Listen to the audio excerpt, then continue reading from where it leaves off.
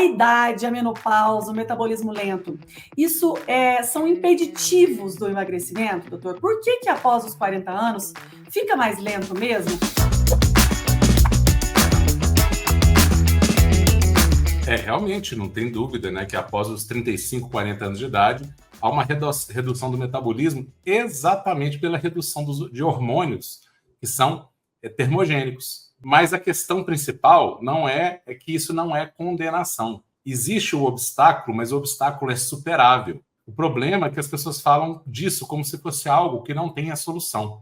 Então, se eu estou acima de 40, 50 anos, a mulher está na menopausa, o homem está na andropausa, porque o homem também tem andropausa, né? A gente pode esquecer disso. Diferente da mulher que não tem um marcador, que é a menstruação, mas ele também tem a queda hormonal. Isso não é impeditivo. Essa que é a boa notícia. Existe o aumento da dificuldade, mas esse aumento da dificuldade ele pode ser completamente revertido. E a pessoa de 70, 80, 60, 90 anos, ela pode emagrecer tanto quanto a pessoa de 15, 20, 25 anos, quando você tem um caminho correto. A questão é que as pessoas têm a dificuldade de emagrecer depois da idade porque elas estão no caminho errado. Mas se ela está no caminho certo, se ela sabe lidar com os hormônios dela, se tem uma diferençazinha num hormônio ou dois ali da menopausa, os outros compensam e sobrepõem. E não deixa que essa interferência aconteça. Então, a questão da idade se torna pequena, ela se torna pouco relevante quando ela está no caminho certo. Essa que é a boa notícia. Então, existe sim um dificultador, mas esse dificultador ele é completamente neutralizável quando você tem um conhecimento correto. Então, quando você está no caminho errado, tudo vira desculpa. Né? Aí você vai falar, não emagreço por causa da tireoide, não emagreço por causa da gordura no fígado. Na verdade, são consequências, não são causas. Né? Então, a pessoa ela vai melhorar de tudo isso, inclusive. Muitas vezes a pessoa tem uma gordura no fígado porque está acima do peso.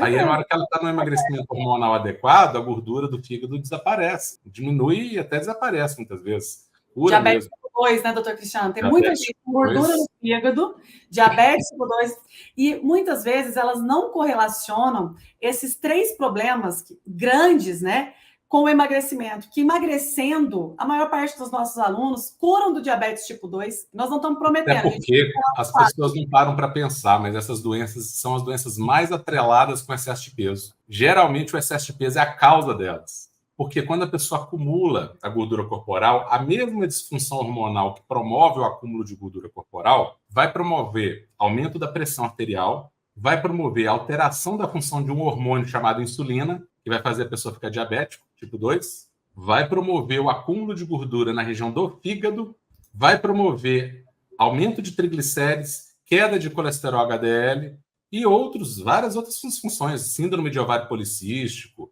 TPM, a menopausa se torna mais dramática, com mais sintomas, a mulher fica com mais aqueles calorões, né, aqueles fogachos, a osteoporose, né, tem a ver com isso. Então, essas doenças crônicas, que muitas vezes as pessoas falam, eu tenho isso, isso, aquilo e outro, tem 5 doenças, elas se reúnem num mecanismo único, que tem a mesma relação com o mecanismo da obesidade, com a mesma disfunção hormonal e metabólica, consequente, porque o metabolismo é consequência dos hormônios, que gerou obesidade, gerou a pressão alta. Por isso que é muito comum, né, a gente vê demais as pessoas, literalmente, eu estou falando aqui, não é exagero, as pessoas se curarem, a gente vê as pessoas se curarem de pressão alta e de diabetes tipo 2 e gordura no fígado, assim, aos montes, graças a Deus. No mínimo, elas melhoram, no mínimo. Né? Melhora muito, mas a gente vê curas. Por que é possível curar? E quando você está no caminho verdadeiro, essas doenças, muitas vezes, elas podem ser revertidas. Sim. Mas por que até pouco tempo atrás não se falava em cura dessas doenças? Né? A sociedade de diabetes já aceitou que o diabetes tipo 2 tem cura. Foi agora há pouco tempo, e a gente fala disso há muito mais tempo, né? Mas eu já sabia que tinha. A gente vê, tá na cara da gente, a pessoa parou de tomar o remédio, não tem mais nada. Curou, né? Mas por que agora está curando? Porque as pessoas estão encontrando, algumas pessoas já estão encontrando o caminho verdadeiro.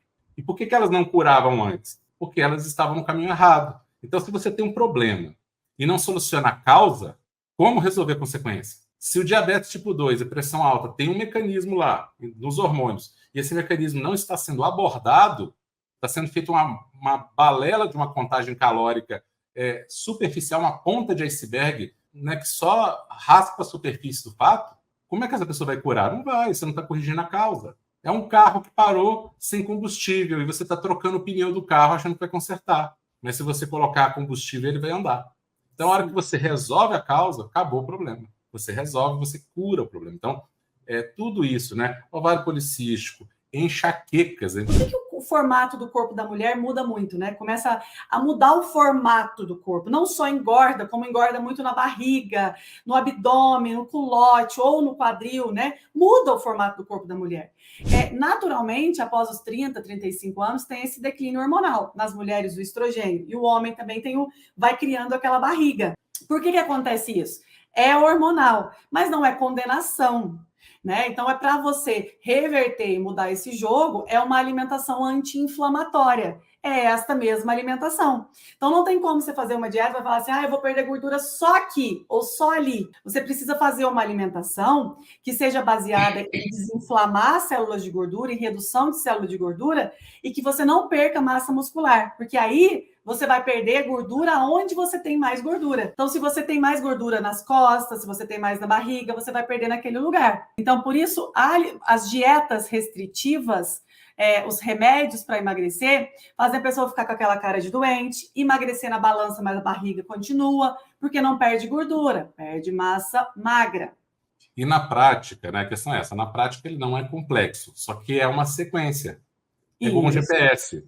Um GPS ele não pode ser passado a rota inteira, não dá. Se você passar uma rota inteira para a pessoa, ela se confunde, ela se perde. E a ordem dos passos interessa. Então não adianta eu chegar aqui e dar um GPS assim, jogado, a pessoa fazer aleatório, porque é uma sequência é como se fosse uma conta, que você tem que fazer uma atrás da outra para chegar no resultado final correto. Se você faz na ordem errada, ele muda totalmente o resultado.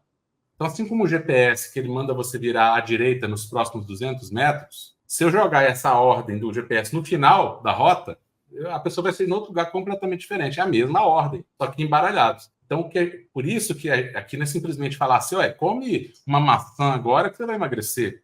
As pessoas ficam ansiosas, querendo um cardápiozinho assim, pronto, imediato. Atalho, né, doutor? Isso não é o que leva ao resultado. Eu tenho certeza que todo mundo aqui já tentou isso. Existem os cardápios, existe toda a orientação, mas ele tem que ser orientado passo a passo e as pessoas têm que entender o que elas estão fazendo, porque senão ela vai cair no mesmo erro que ela tem caído aí a vida inteira nesse vai e vem. E cada dieta mal sucedida, principalmente essas restritivas que a gente desaconselha, né, que está tirando tudo, ela piora o metabolismo. Então, cada dieta que as pessoas entram, vou contar caloria, vou comer menos. Quando ela sai, o metabolismo dela está menor do que estava anteriormente. Então, hormônios. Aqui é só um exemplozinho bem superficial. Nós temos muito mais hormônios que esses, tá? Isso aqui é só para leigo mesmo, né?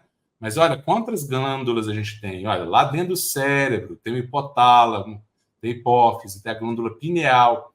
Glândulazinha lá milimétrica que produz uma substância mínima que é capaz de regular os hormônios inteiros, é capaz de queimar gordura, e aí a gente fica contando caloria.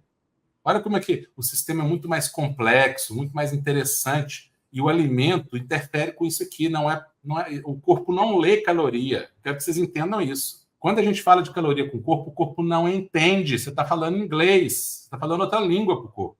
A linguagem da caloria o corpo não lê. Agora, a linguagem dos nutrientes, dos minerais, dos oligoelementos, dos fitonutrientes, das vitaminas, elas interagem com esses hormônios, com essas glândulas aqui. Vai conversar com o timo, vai produzir a timina, vai produzir o paratormônio na paratireoide, o T3 e o T4 na tireoide, lá no hipotálamo, o CRH, TRH, o CNRH, GNRH, na hipófise, prolactina, TSH, FSH, LH, na pineal, melatonina, nos ovários das mulheres, os tipos de estrogênio, que são vários tipos de estrogênio, não um só, progesterona, testosterona, nos testículos dos homens, testosterona também. O homem também produz hormônio feminino, estrogênio também, um pouquinho. Na placenta, até durante a gravidez ali, nosso desenvolvimento embrionário totalmente dependente de hormônio.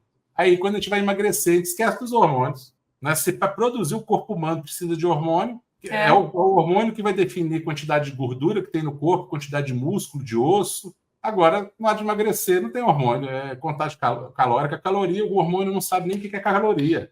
As glândulas adrenais aqui com cortisol, né? Sulfato de dihidroepiandrosterona, adrenalina, noradrenalina, dopamina. Todos os neurotransmissores, acetilcolina, serotonina. Olha aí, ó, um mundo de coisa. Dopamina, GABA, o pâncreas com o glucagon, insulina, amilina. Agora a gente está esquecendo disso tudo.